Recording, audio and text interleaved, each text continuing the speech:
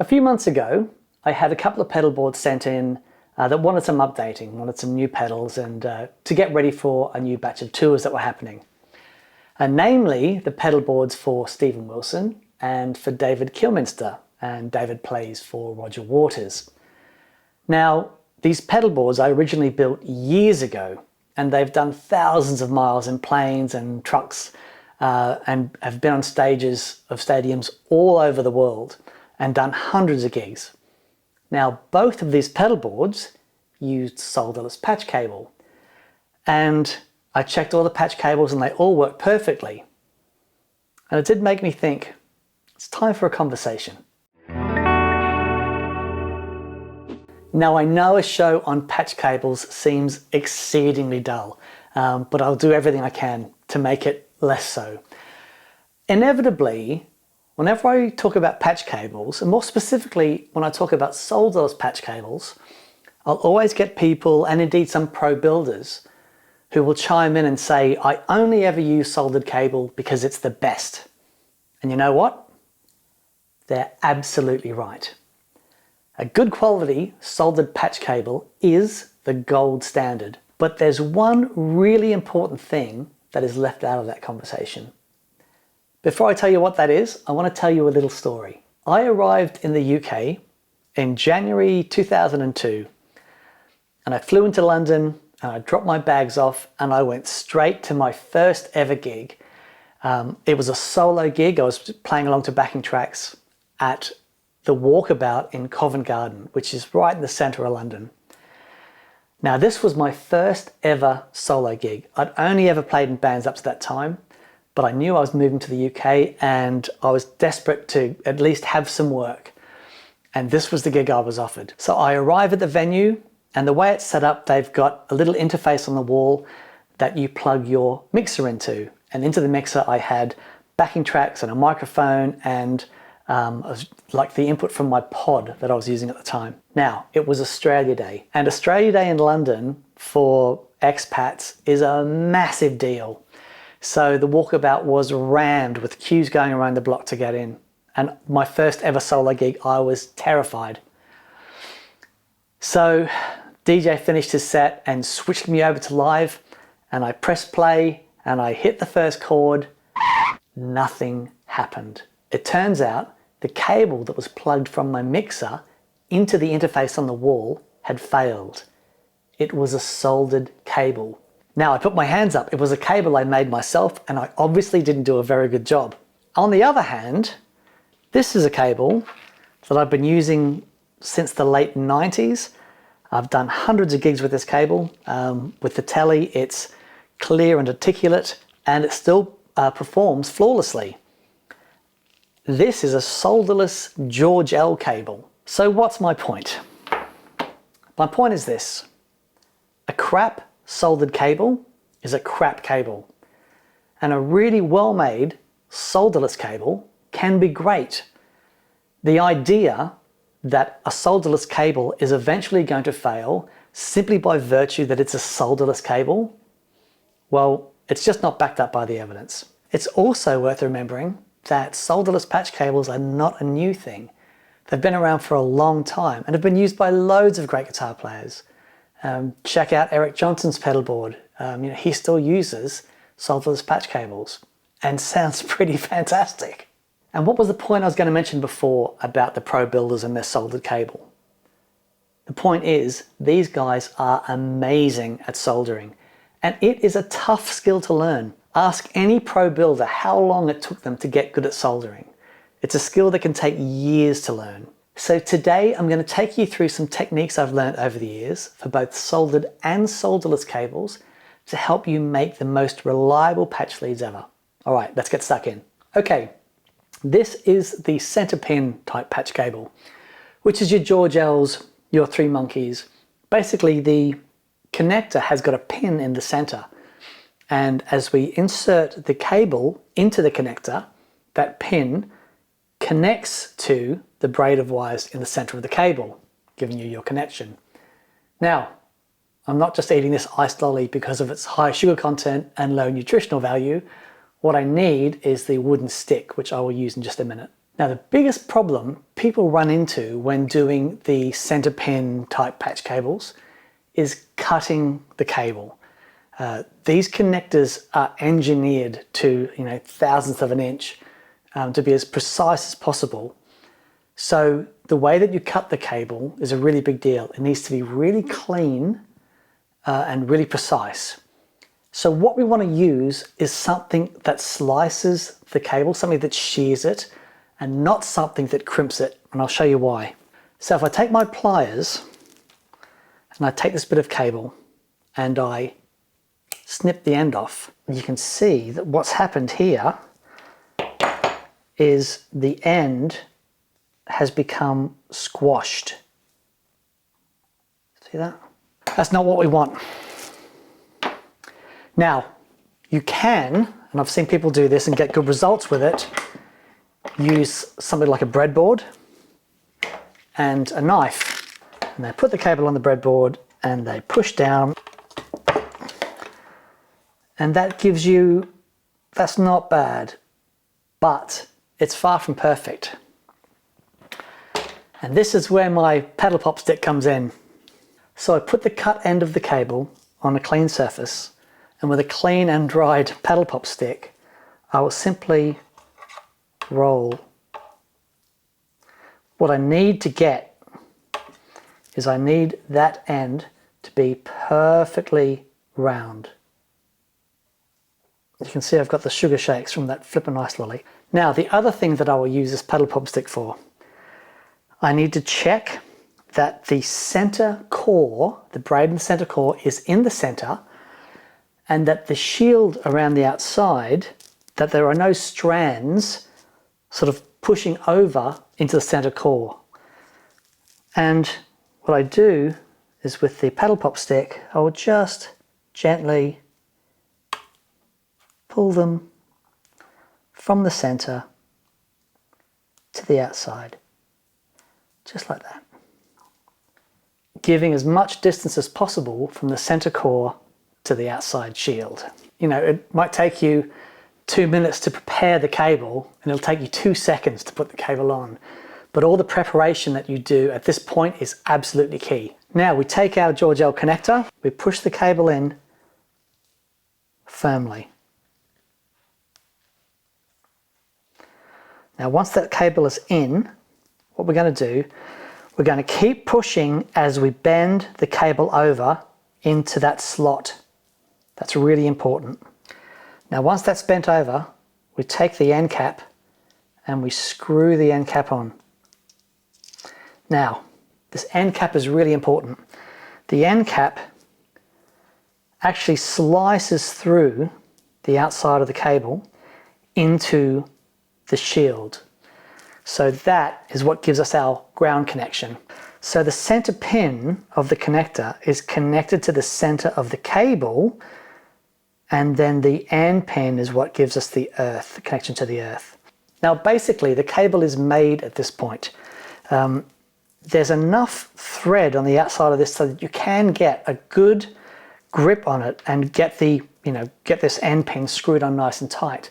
What a lot of people can struggle with is if they're flying or their board's in the back of a truck and there's lots of vibrations, there's a lot of mass in this end pin and it can shake loose. Well, there's a simple answer to this. Jaw Gel make these little covers that simply slip on the end of the cable like this. And I find that with the covers on, it actually goes a long way to stopping the end pin shaking loose. So there we go, there's our Jaw Gel patch cable made. Now the Three Monkeys is a little bit different. It's once you've cut it and inserted it, it simply twists into the connector and that's it. Again, the most important thing is that the way that you cut the cable, making sure that it's circular and that there are no parts of the braid folding over into the center, making sure that they are pushed back towards the edge. And then you should have a good connector. Okay, the next sort of patch cable is what I call the solid core patch cable, where the center core, instead of being a braid of wires, is a solid copper core. This is the Evidence Audio monorail. This has been my favorite patch cable for years Before they brought out the screw-in solderless connector, I used this, pretty much exclusively. I just really liked. I thought it sounded great on all the builds that I did. And then they brought out this screw-in connector. Right, in the center of the connector, let's see if I get that right. You see that center piece there? That is a threaded connector where the center of the solid copper core, color to length, and that threads directly into the tip. To make these, you need something to cut the cable with, a pair of pliers, and the cable stripper. Now, this will come in the packs of the Evidence Audio screw-in solderless system. You get one of these little cable strippers, and these are really good. There are other sorts of cable strippers that you can use, but we'll use this for now. Okay, the first thing I'm going to do is, using the largest diameter hole in the cable stripper, I'm going to go back about 1 centimeter from the edge. I'm going to put a very tiny amount of pressure on that, and then that outside insulation will just pop straight off. The main key about this is the amount of pressure that you use. If you use too much, you're going to cut through the shield, and then it just becomes a nightmare. So once we've done that, I'm going to unravel the outside braid, which is the shield, and make sure that I get all of it. Once I've done that, I'm going to give it a couple of twists, and I'm going to lay it around the outside like this. Okay, next we need to get rid of the black insulation on the outside. And the way this is made, it's really easy just to get your thumbnail in there, and that will just peel straight off.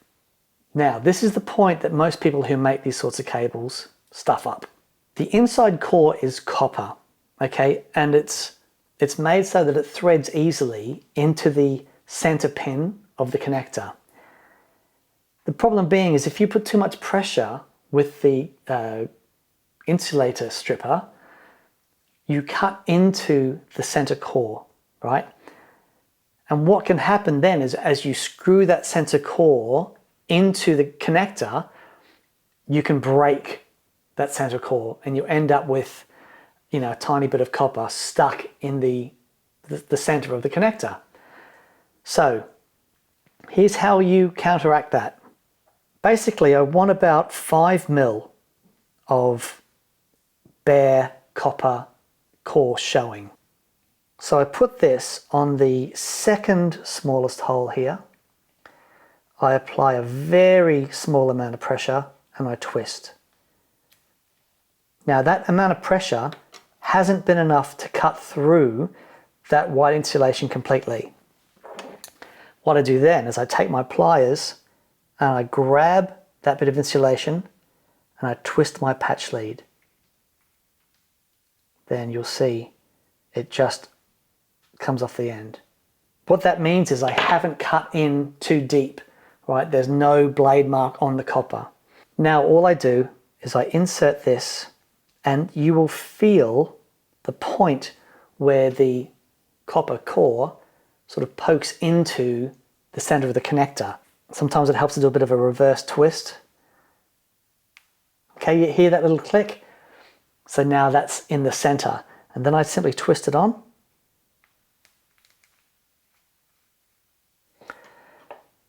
Now what will happen as it twists on, I'll actually feel that connect, and it'll get to a point where I can actually put a lot of pressure on that and it won't come off.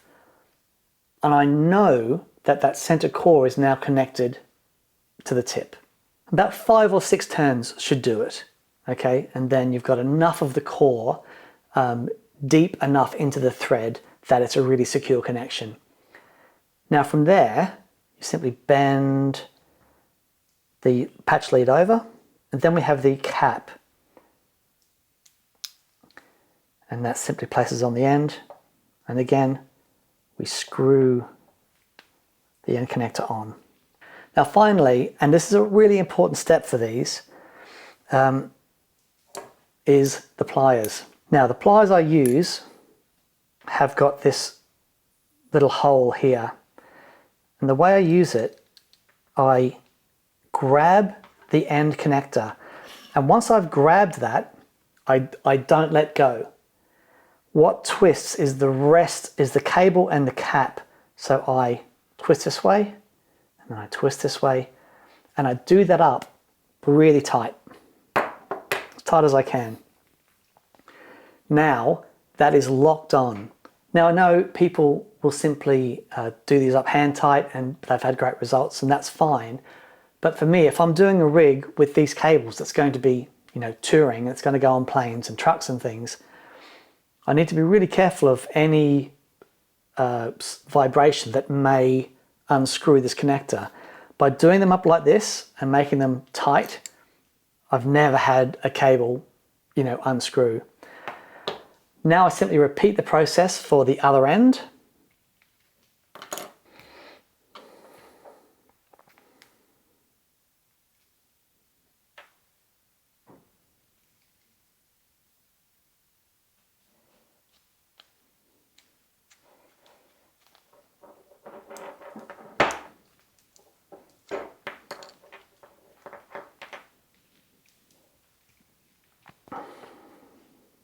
There you have it, an Evidence Audio screw-in solderless patch cable. And finally, we're going to have a look at some soldered patch cables. So let's transfer to my solder station. Right, there's loads of really good videos available on actual techniques of how to solder. I will link to some of those below. But today I'm just going to give you some pointers. Now, soldering is a real skill and it does take time to develop. So just be patient. A couple of things, you are going to burn yourself. Just deal with that. But yeah, it is going to take some time. So make sure that you, before you start making cables that you're, you know, going to go out and, you know, do a world tour with, just make sure you practice as much as you can to get your technique going. Okay, the first thing we need to talk about is heat. Now, in the early 2000s, the RoHS law was introduced, removal of hazardous substances. And what that means is we can't use lead in our solder anymore. So I've got some old leaded solder here and the lead-free solder. The difference being the lead-free solder has a much higher melting point.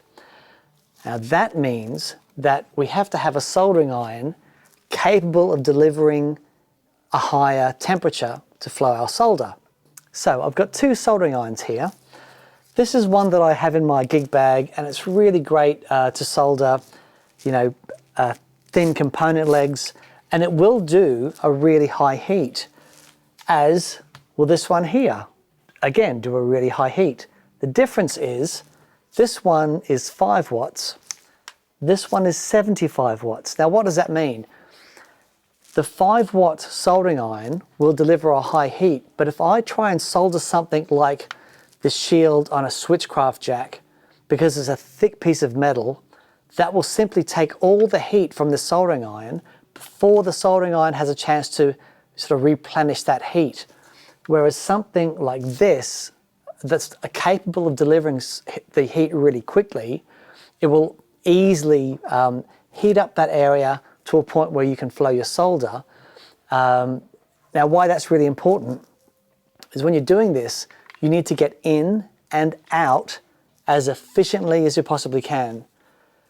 One of the issues with having a higher temperature to solder is that the cable that we use wasn't necessarily designed for these higher temperatures. So if your soldering iron is taking a long time to heat up that area so you can flow your solder, the cable actually becomes molten and the insulation can melt through, and then you're going to get all sorts of trouble. And that really is a big part of soldering technique, developing that balance of, you know, being able to apply enough heat to make sure that things bond properly, and then getting out in time before things, the cable and things start to melt. So I'm going to give you a few pointers of things to do and not to do to help develop your soldering technique. Point one is make sure that the surface area of whatever you're trying to solder is clean before you solder it. I'm always surprised when I see people soldering dirty component legs and old solder joints. Just make sure that they're all clean, and that will really help you flow the solder. It's really important to remember that you're heating the joint, you're not heating the solder. If you just heat the solder and try to apply it, it's never going to bond properly. So you need to get that heat in the joint so that the solder will flow and bond those two surfaces together. Think of the solder as a glue, as opposed to thinking of solder as a conductor. So whatever you're soldering, make sure those two surfaces already have a good contact and that you're not using the solder just as a conductor. Never solder a bent cable, especially at these higher temperatures. Make sure there's no strain on the cable, that it's nice and relaxed and straight. If you try and solder a bent cable, the heat that goes through the core will simply melt through the insulation and you're going to have all sorts of trouble. Please don't blow on your solder joints.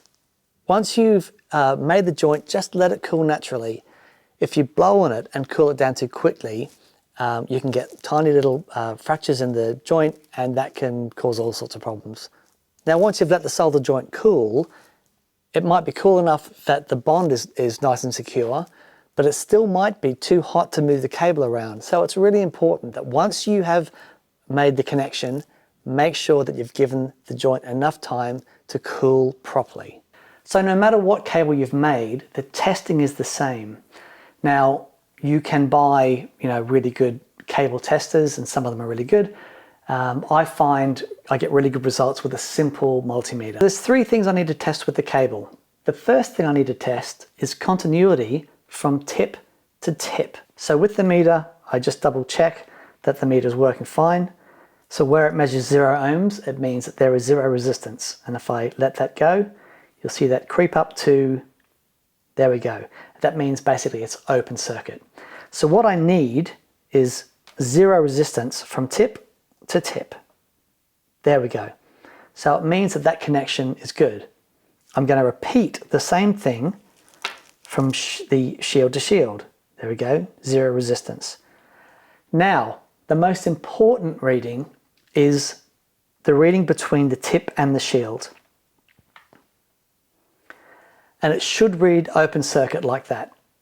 Now, why this is really important, sometimes you can get a random strand of the insulation braid, the shield braid, that might touch the center connector, and it still reads that you've got continuity from tip to tip and from shield to shield. And you plug the cable in it and it still works, but it can dull your top end.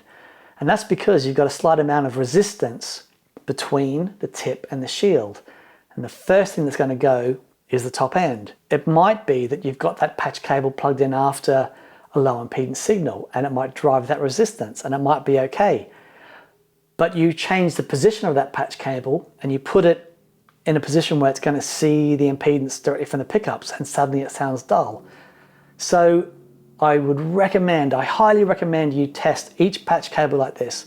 Make sure that you've got 0 resistance from tip to tip, 0 resistance from shield to shield, and open circuit from tip to shield. Okay, the types of patch cables to avoid. It's difficult, do enough gigs and everyone's going to have their own horror stories of, cables that have failed them at a critical point. I've got cables that I prefer and cables that I haven't had any luck with. Yet I know people who've had great success with those cables. So my opinion on that really doesn't count for anything. I think it's good to read reviews from people who've put them together. When I was researching to do this video, that's how I found the 3 Monkeys patch leads, because everyone, it seemed, absolutely loved them, how reliable they were and how simple they were to put together. No matter what cables you choose to make, it does take time to develop a knack to make that cable, robust. Now, that time may be shorter for solderless cables, but there is still a time to develop that knack. Like if you're going on tour tomorrow, I would not suggest you trying to make soldered cables if you've never soldered before in your life. But by the same token, I wouldn't suggest trying to make, George L's or Evidence Audio cables. There are these molded cables that you can buy by the pound from your local guitar store. Now, these aren't made for longevity, right? You can basically destroy them with your hands. However, if you're just starting out and you've just bought your first 2 or 3 pedals and you need a couple of patch cables just to plug things in, then these are fine. But if you're going on a world tour, I wouldn't necessarily recommend these. So it's horses for courses. You've made it to the end. Well done. I hope it wasn't too painful. Well, there you go, some tips for making both soldered and solderless patch cables. I hope that was helpful. Thanks for watching.